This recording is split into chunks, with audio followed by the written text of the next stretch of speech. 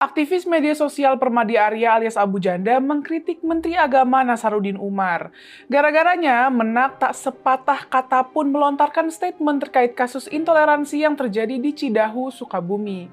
Menteri Agama kayaknya lagi tidur pulas, ucap Abu Janda menjawab pertanyaan seorang wartawan. Setelah wartawan itu bertanya, kenapa Menteri Agama nggak ada komentar soal intoleransi?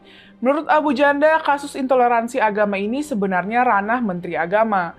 Karena itu seharusnya dia hadir sebagai mediator, regulator, dan penengah. Kasus di Sukabumi adalah gesekan antar umat beragama, antara umat Islam dan Kristen. Seharusnya Menteri Agama yang paling bertanggung jawab untuk jadi mediator, ucap Abu Janda. Tapi itu nggak dilakuin sama sekali, malah yang kita lihat hadir adalah Kementerian Hak Asasi Manusia, tambahnya. Pak Nasaruddin masih tidur pulas, mungkin belum bangun, sindirnya lagi. Pernyataan Abu Janda ini viral dan dapat banyak dukungan dari netizen.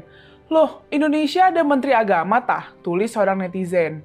Menteri Agama yang mana ye? Tulis netizen lain ikut nyindir. Kementerian 6 Agama no, Kementerian 1 Agama yes, tulis yang lain. Komentar-komentar itu nunjukin kalau publik kesel sama sikap diam 1000 bahasa Pak Menteri. Di media cetak maupun elektronik gak pernah kita dengar pernyataannya terkait kasus itu. Dia seperti pura-pura nggak tahu atau malah menghindar total untuk ikut bicara terkait masalah itu. Apa mungkin karena korbannya umat Kristen, makanya nggak keluar statement apapun?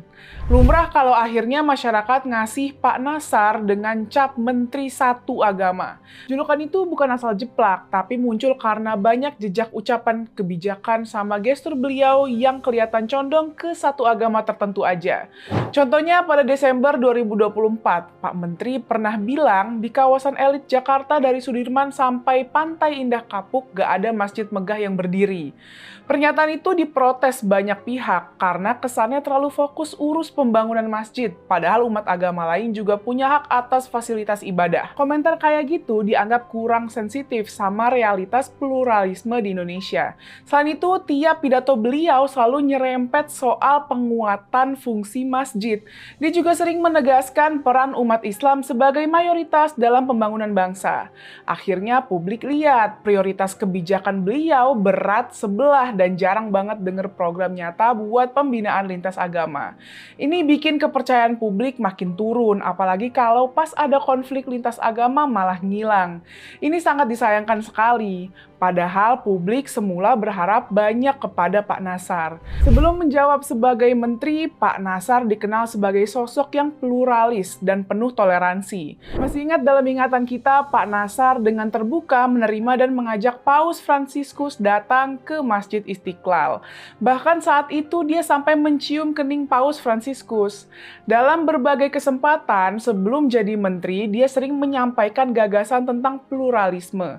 Menurutnya pluralisme adalah modal penting bagi Indonesia bahkan untuk bersaing di kancah internasional. Saat sudah menjadi menteri, sikapnya seperti berubah.